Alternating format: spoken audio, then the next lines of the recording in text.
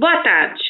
A atualização dos dados do Covid-19 no mundo, no Brasil e também em Ouro Fino. Para conversarmos sobre o novo coronavírus, trazemos o diretor técnico da Santa Casa, o médico Rodrigo Magaldi. Dr. Rodrigo Magaldi, é um prazer tê-lo novamente no programa Espaço Livre da Difusora. Boa tarde. Luciana, boa tarde. Boa tarde a todos os ouvintes, ao pessoal do Espaço Livre. Vamos aqui colocar aí em dia as últimas informações sobre o Covid, o coronavírus. E o mais importante, Luciana, é que as pessoas não entendam, não vejam os números como simples números.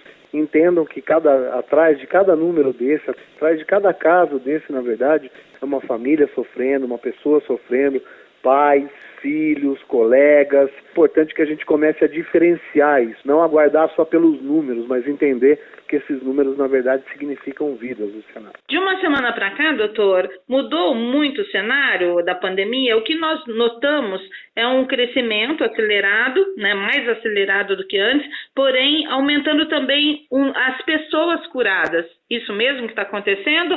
Nós temos um número bastante alto, mas você falou com muita propriedade e tem toda a razão. A gente tem também um número de pessoas curadas importante. No mundo, hoje, são 2.500.000 infectados e mais de 750 mil curados. Isso é muito importante, a gente falar da doença, falar do número que aparece, falar dos infectados, porém a gente sempre falar também dos curados, até para melhorar a percepção de todo mundo aqui, para a gente entender que é uma patologia que realmente é grave, que tem um índice de letalidade, de morbidade, de mortalidade alto nesses parâmetros de 2,5%, 3%, 4% no máximo, porém com abaixo número de testagem, aparenta-se que tem uma letalidade maior, mas não é tanta letalidade. Mesmo com esse número em mente, a gente tem que ter também a sensação, ou pelo menos a certeza, de que muita gente que tem o vírus, em torno de 85% das pessoas que vão apresentar o processo viral, não vão ter nenhum tipo de comorbidade, não vão ter nenhum tipo de malefício, não vão ter que se internar, que ser entubada, utilizar nenhum tipo de artifício, nem tampouco hospitalar. Nessa relação de pessoas infectadas e pessoas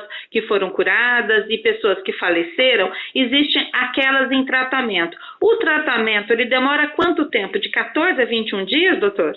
Na verdade, Luciana, o tratamento em si a gente ainda desconhece. Estamos usando drogas diferenciadas, a hidroxicloroquina é uma delas, o Jakavi, a ivermectina, a revectina, hoje os antivirais, o atazanivir, o ribamivir, o próprio Anita, atualmente tem sido dita como uma droga aí que 94% das pessoas que tomaram zeraram a carga viral no estudo de Campinas, porém não existe um tratamento específico. Então grande parte desses pacientes que precisam principalmente da internação, a gente falou que 85% aí das pessoas, elas vão passar como uma gripe normal ou nem apresentar nenhum sintoma. Elas vão pegar o vírus, mas serão assintomáticas, sem sintomas. Porém, esses 15% restantes, desses 15%, a gente pode realmente ter que iniciar a hospitalização, alguns mais leve, a hospitalização que a gente chama aí de média complexidade, e alguns mais graves, os de alta complexidade. O problema, Luciana, dessa patologia é que ela realmente demanda um tempo maior, principalmente se você intuba. Normalmente, de 10 a 15 dias.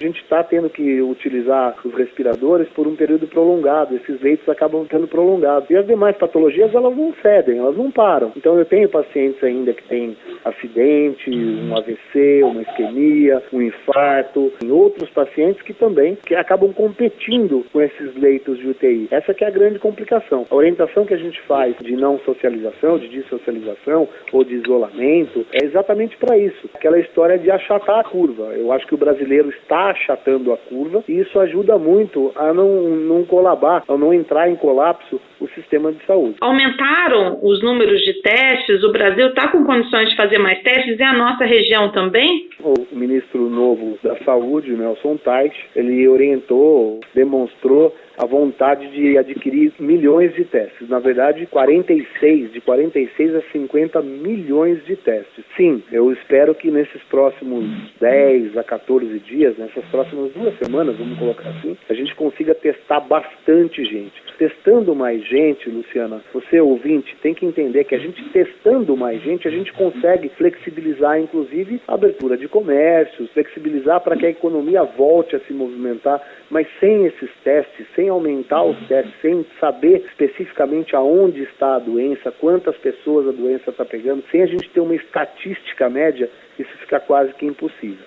Aqui em Ouro Fino foram feitos testes com relação àquele senhor, né, o seu João, que faleceu.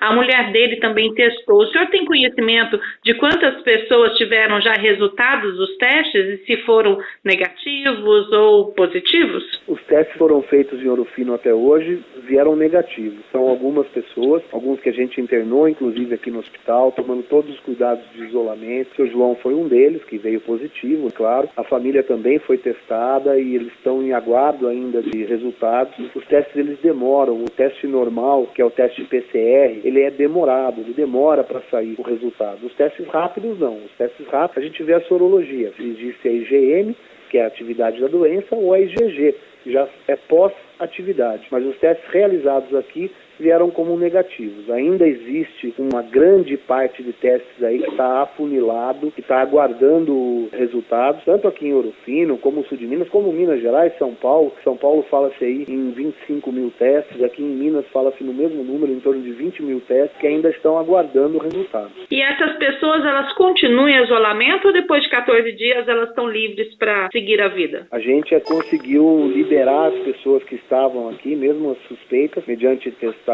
claro, depois que os testes vieram negativos, a gente conseguiu liberar, segue vida normalmente. A orientação nossa, é claro, até porque estavam internados, portanto não estavam gozando da totalidade da saúde, a orientação é que fiquem em casa, que permaneçam até ter uma convalescência, até que se curassem totalmente. A maioria dos pacientes que a gente internou aqui, volto a dizer, veio negativo o teste, então a gente fez o tratamento normal para as pneumonias, fizemos também o tratamento orientado para antiviral, para pneumonia viral e também para pneumonia bacteriana. Com relação aos pacientes de Monte Sião, esses também já tiveram resultado dos exames? Sim, também. A gente já liberou alguns pacientes de Monte Sião que estiveram internados aqui com a gente, também com resultados negativos. Hoje está movimentado aí? Teve alguma suspeita? Ou todo dia chegam suspeitas ou não? Olha, hoje, desses plantões, vamos dizer, desses 6 últimos plantões que a gente deu aqui, é o primeiro plantão que não aparece ou não tem um suspeito específico. A gente está com o isolamento hoje vazio, tá? Não temos nenhum paciente em suspeita aqui hoje. O último saiu o resultado do exame ontem. Então, hoje, especificamente, dia 21, hoje a gente não tem nenhum paciente com suspeita internado. E os profissionais da saúde que também estavam com suspeita, eles já estão bem, já estão liberados? Profissionais de saúde da Santa Casa que ficaram em quarentena,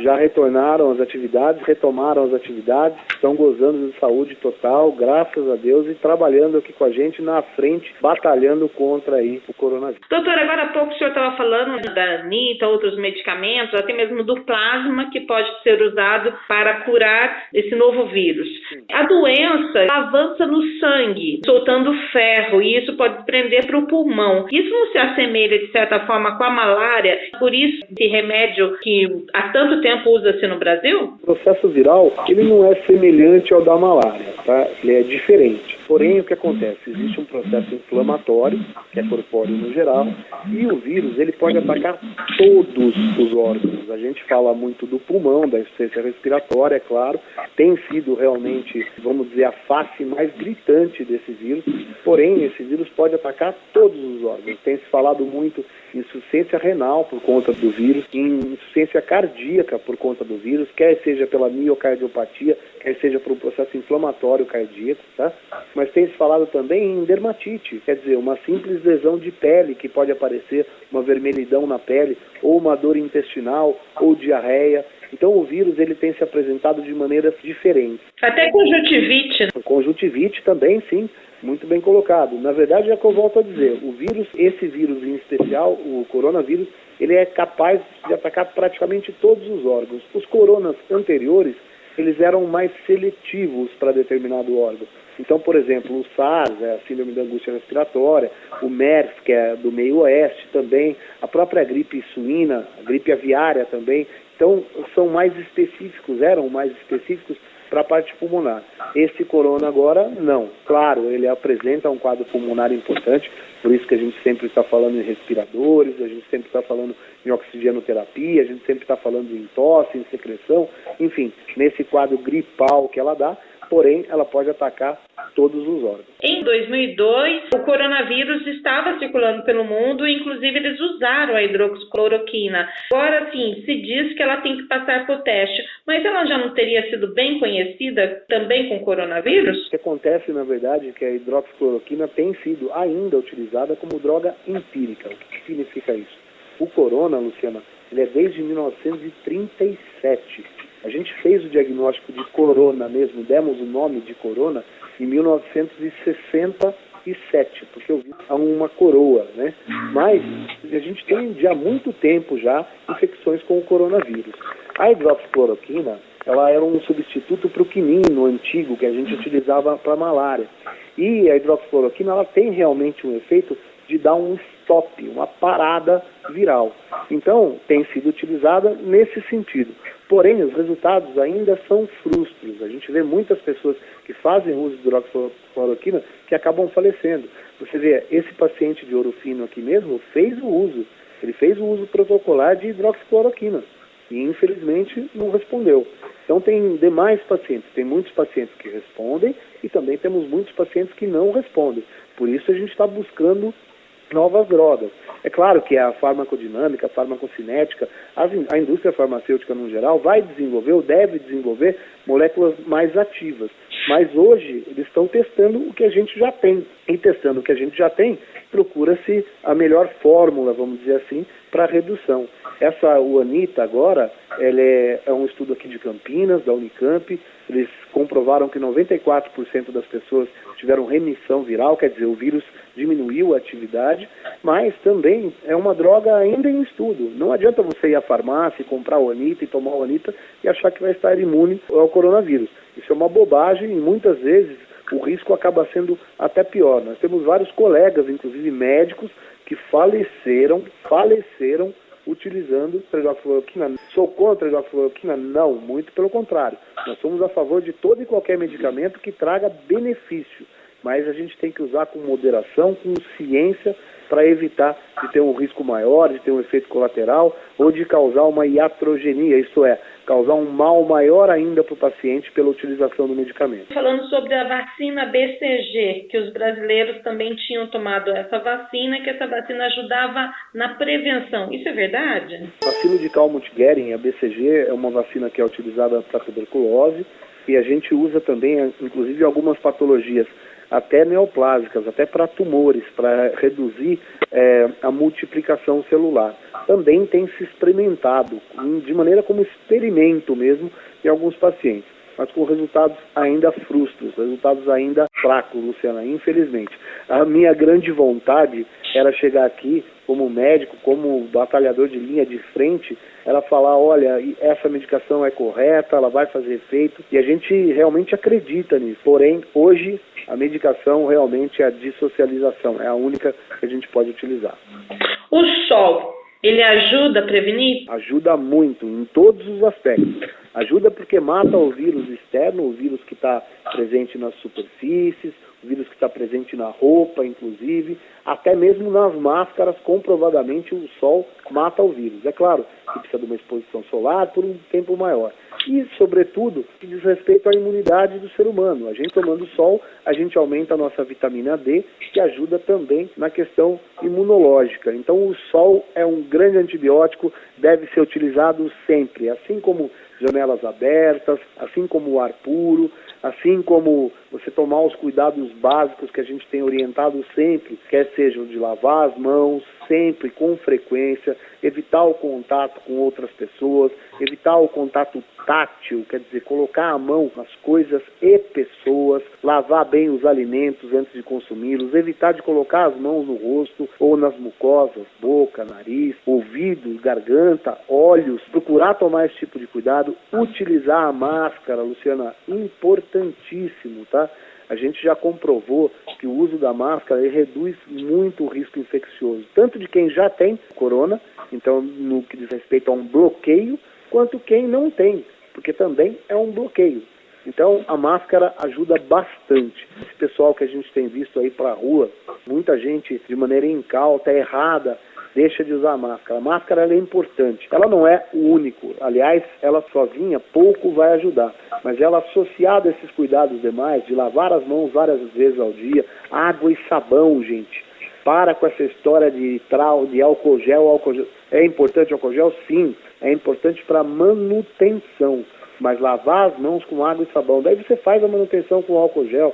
Ah, não pode lavar toda hora? Utilize o álcool gel. Mas se você puder, água e sabão é o melhor remédio. Associado à máscara, associado aí a dissocialização, a evitar contatos, associado à etiqueta respiratória, que é não espirrar, com cuidado ao tossir, cobrir sempre o espirro, a tosse, ou na parte interna da camiseta, ou na prega de cotovelo. Isso é importantíssimo e também reduz muito a infecção do vírus. Colocar um pano com água sanitária na porta da casa para limpar o sapato também é bom, né, doutor? Auxilia, a água sanitária também é uma arma importante aí para matar o vírus, então a gente pode colocar. E melhor ainda, se possível for, deixar o calçado para fora da casa, porque ele vai tomar o sol dele e o vírus que estiver presente ali vai morrer com o sol, pode ter certeza disso. Doutor, temos que terminar suas conclusões. E qual o balanço que o senhor poderia fazer hoje de Ouro Fino e região com relação ao coronavírus? Luciana, eu agradeço a oportunidade.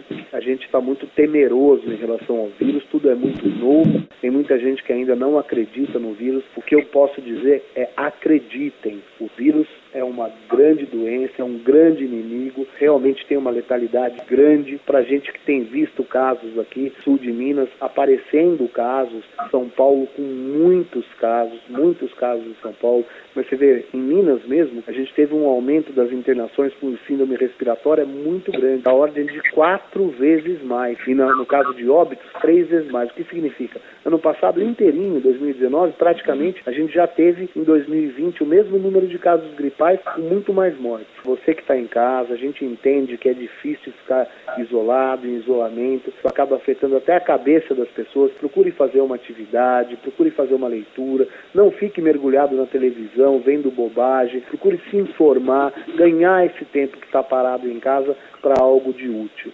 Acreditem no vírus, fiquem em casa. Esse é o recado nosso, Luciana. Eu conversei agora com o Rodrigo Magaldi, ele que é diretor técnico da Santa Casa de Ouro Fino, é médico. O senhor também atua em Serra Negra? Eu sou vice-prefeito de Serra Negra e também atuo lá. E lá em Serra Negra, como é que está, doutor? Lá em Serra Negra nós temos 12 casos em andamento, tá? E tivemos alguns casos negativados. É importante isso, lá nós montamos um gripário, assim como temos feito aqui na Santa Casa também. Então eu tenho que agradecer a direção da Santa Casa, a administração, o doutor Otávio, a Yara, a toda a equipe aqui que tem feito um trabalho de isolamento espetacular.